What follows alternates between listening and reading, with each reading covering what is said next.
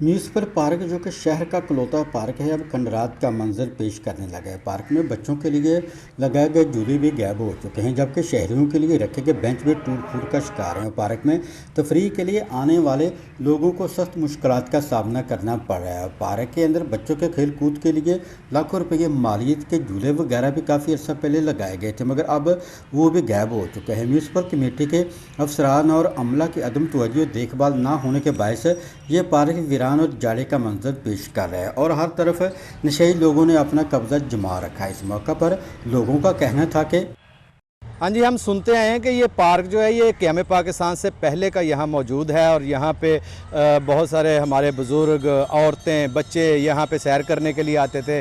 छुट्टी वाले दिन यहाँ पिकनिक होती थी और ये शहर के बिल्कुल दरमियान में मौजूद है, जिसको हम कंपनी बाग कहते हैं। लेकिन अफसोस की बात है कि मुकामी इंतज़ामिया की अदम तवज्जो की वजह से ये पार्क जो है ये बिल्कुल उजड़ चुका है। खुदा के लिए DC ननकाना से ये रिक्वेस्ट है, दरख्वास्त है हमारी कि इस पार्क की खूबसूरती को जो है वो बहाल करें ताकि हम अपने बच्चों को यहाँ दोबारा सैर के लिए ला सकें। ये पार्क सांगला हिल के दिल में मौजूद होने के बायस सांगला हिल की आवाम के लिए बहुत बड़ी तफरीह गाह थी।